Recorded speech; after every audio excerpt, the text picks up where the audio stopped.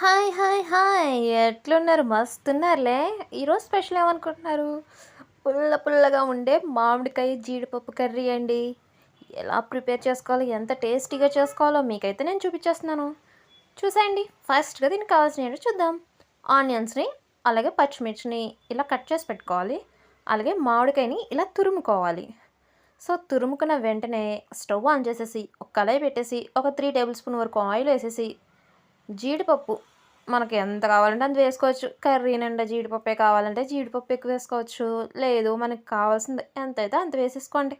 వేసేసుకుని దాన్ని కొంచెం గోల్డ్ కలర్లో వచ్చేలాగా ఫ్రై చేసేసుకోవాలి. ఈ ఫ్రై చేసేసుకున్న తర్వాత అందులోకి మనం కట్ చేసి పెట్టుకున్నాం కదా ఆనియన్స్ని, పచ్చిమిర్చిని కూడా అందులో వేసేయాలి. వేసేసి ఆనియన్స్ త్వరగా మగ్గాలంటే మీకు ఎప్పుడూ ఒకటే చెప్తా, సాల్ట్ ఫాస్ట్గా వేసుకోండి అని. నన్నేసి చూడు నన్నేసి చూడు అని అంటూ ఉంటుందంట సాల్ట్. అలా సాల్ట్ వేస్తేనే కానీ అది త్వరగా మగ్గవు. సో సాల్ట్ వేసేసుకుంటే అవి త్వరగా మగ్గిపోతాయి కాబట్టి సో అవి మగ్గించేసుకుందాం. మగ్గించేలోపు మాత్రం నా ఛానల్ అయితే సబ్స్క్రైబ్ చేసేసుకోండి అమ్మా. నా ఛానల్ని మీరు సబ్స్క్రైబ్ చేసుకోవడం వల్ల మరిన్ని వీడియోస్ మీకు అప్లోడ్ నోటిఫికేషన్స్ వస్తూనే ఉంటాయి. సో ఇవి బాగా మగ్గించుకోవాలి. ఎంత బాగా మగ్గించుకుంటే కూర అంత టేస్టీగా ఉంటుందండి. సో ఉల్లిపాయలు చాలా అంటే చాలా వరకు దీన్ని మగ్గించేసుకోవాలి. సో మగ్గించేసుకున్నాక అందులోకి మనం ఏం వేయాలండి మీరే చెప్పండి. తర్వాత ఇంగ్రీడియంట్ మీకు కూడా తెలుసు కదా ఏంటండి, అదే కొద్దిగా పసుపు, అలాగే 1 టేబుల్ స్పూన్ వరకు రెడ్ చిల్లీ పౌడర్. పులుపు కాబట్టి కొంచెం ఎక్కువే పడుతుంది. మీకు ఎంత కావాలితే అంత వేసుకోండి. సో నేను 1 టేబుల్ స్పూన్ వరకు వేసుకున్నాను. మీకు ఇంకా కావాలనుకుంటే ఇంకా వేసుకోవచ్చు. సో ఇవి 2 వేసుకుని ఒకసారి అలా ఇలా ఇలా అలా తిప్పేసి మనం మెయిన్ ఇంగ్రీడియంట్ పుల్లగా కావాలంటే ఏం వేసేయాలి వెంటనే? మామిడికాయ తురుము.